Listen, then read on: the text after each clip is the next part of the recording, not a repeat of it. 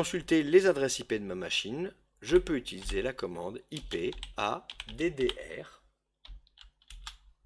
qui m'affiche la totalité des cartes réseau présentes sur cette machine, qu'elles soient virtuelles ou physiques.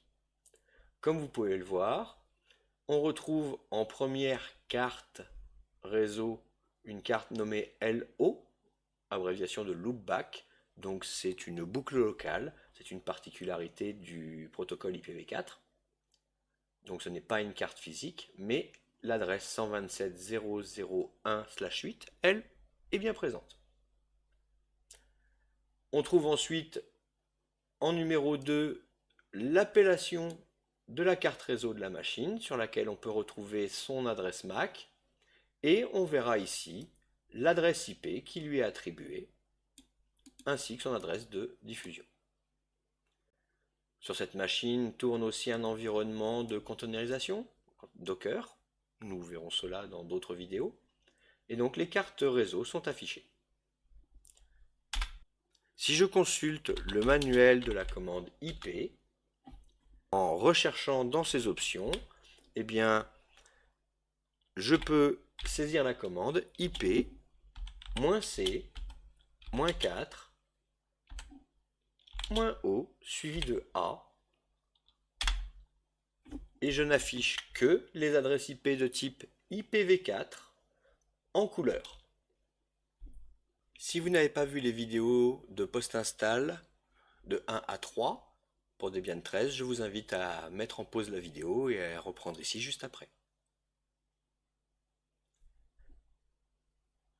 Avec l'outil cat, je vais donc saisir le chemin absolu du fichier source list. L'outil apt pour Advanced Package Tool est un système de gestion de paquets utilisé par Debian et ses dérivés. Il permet d'installer, de mettre à jour, de rechercher et de supprimer des logiciels depuis les dépôts officiels, en gérant automatiquement les dépendances. apt fonctionne principalement avec des paquets .deb pour Debian et repose sur une base de données de paquets disponible et installée sur le système. apt fournit plusieurs interfaces en ligne de commande, comme par exemple la commande apt, qui est une interface utilisateur.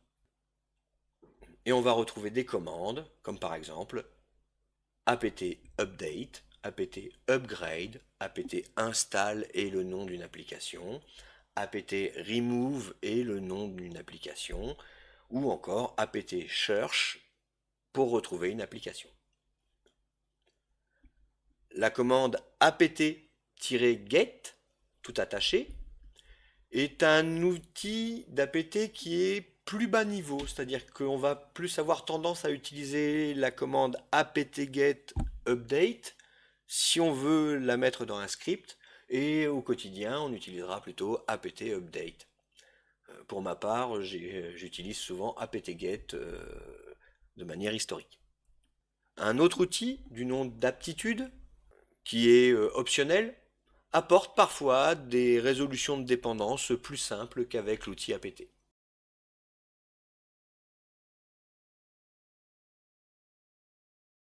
Dans le terminal, l'outil ping vous permet de tester une connexion réseau.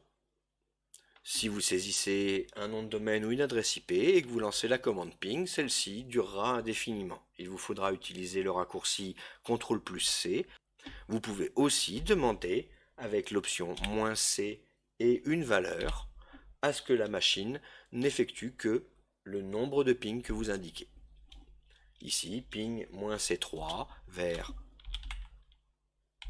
google.fr par exemple. Et on voit que la commande s'arrête au bout de 3 pings. Si j'enlève le paramètre, celle-ci va continuer et CTRL-C arrêtera la commande. Voilà pour les premières commandes. Nous en verrons d'autres par la suite. Pour conclure, nous avons commencé cette séance avec la manipulation permettant de changer de TTY. Eh bien, sachez qu'en ligne de commande, dans un terminal, Si vous consultez le manuel de la commande chvt, vous verrez que cette commande permet de changer de terminal avec simplement une option indiquée ici dans le synopsis, donc la valeur de la TTY sur laquelle vous voulez vous rendre. Si vous tapez la commande TTY, vous obtenez l'information que vous êtes situé sur tel ou tel TTY. Consultez man de TTY et vous constaterez que donc cette commande sert à afficher le nom du terminal dans lequel vous vous trouvez. Voici qui conclut cette vidéo.